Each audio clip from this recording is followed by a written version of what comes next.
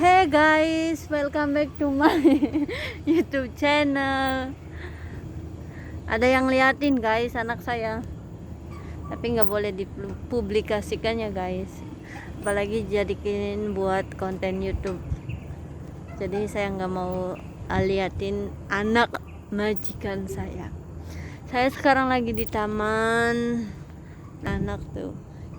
Ini taman Singapura itu kayak gini tuh. Tuh.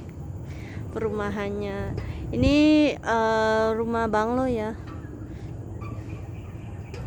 Aku soalnya tinggalnya di rumah banglo, jadi di sini kebanyakannya rumah banglo tuh.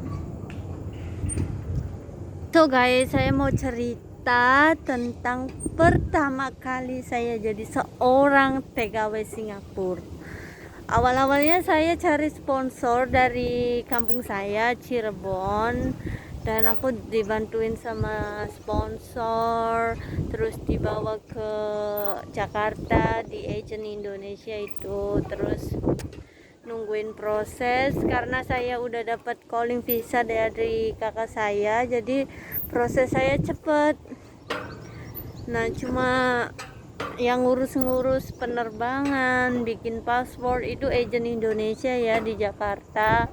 Terus beberapa minggu terus saya langsung terbang karena saya udah dapat majikan guys. Ada potongan ya 6 bulan. Jadi itu awal-awal saya kerja itu tahun 2015 kalau nggak salah. Gaji saya masih 500 dan potongan selama 6 bulan kalau nggak salah ya. Aku masih dapat sisa $50 kayaknya, $50 apa berapa gitu selama 6 bulan ya. Selepas itu habis 6 bulan dapat gaji full, terus aku bisa off, syukur alhamdulillah. Tapi majikanku Cina, walaupun dapat dari kakak saya, majikan aku itu deket ya sama kakak saya, jadi keluarga dari majikan kakak saya itu majikan saya. Walaupun boleh megang handphone tapi nggak bebas, cuma malam doang. Terus ada hari libur sebulan sekali, dan hari liburnya tuh nggak bisa sesuka aku ambil hari Minggu gitu. Dia bolehin saya cuma hari Sabtu doang, dan itu aku keluar sekitar jam 9 pagi, jam 5 harus ada di rumah ya. Ada di rumah soalnya aku harus ngurusin anjing makan. Setiap jam 6 anjingnya makan, jadi tuh aku harus masak buat anjing, nyetim nasi sama setim salmon, dikasih wortel sama labu, terus dicampur gitu. Nah, tahu sendiri kan ya guys, yang namanya Cina tuh agak banyak ngomongnya, tapi nggak galak. Udah wajar lah karena dia galak, bukan galak ya. Jadi karena posisi saya awal-awalnya kan nggak bisa bahasa Inggris, ngomong Melayu juga aku nggak pandai juga ya. Soalnya Melayu itu sama bahasanya kayak Indonesia, cuma kayak bolak-balik gitu loh. Jadi aku agak keder, jadi bikinan kerjaan salah karena bahasanya yang saya nggak ngerti.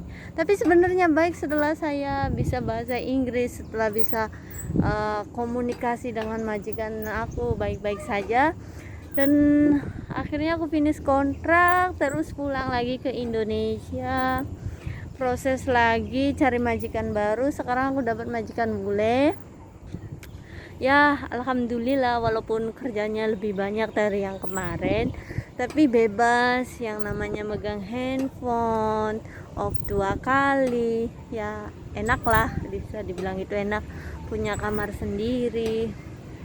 Jadi aku punya saran buat kalian yang mau jadi TKW itu: satu, harus banyakin sabarnya, tabah, terus getol, kerja keras juga. Gimana ya namanya, tahan omongan gitu.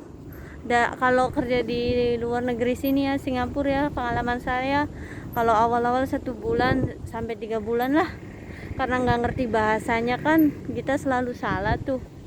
Jadi majikan tuh sering komplain ke kita, tapi kita harus sabar gitu loh ngadepinnya.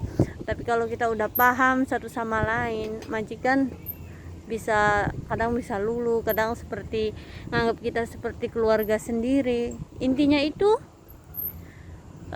tergantung kitanya sendiri. Kita sabar, kita baik sama orang, apa segala macam. Insya Allah orang yang akan jahat itu bisa lulu ke kita. Ya gitu ya guys, saya saranin kalau yang mau jadi TKW harus benar-benar siapin diri. Bye guys, jangan lupa subscribe my YouTube channel.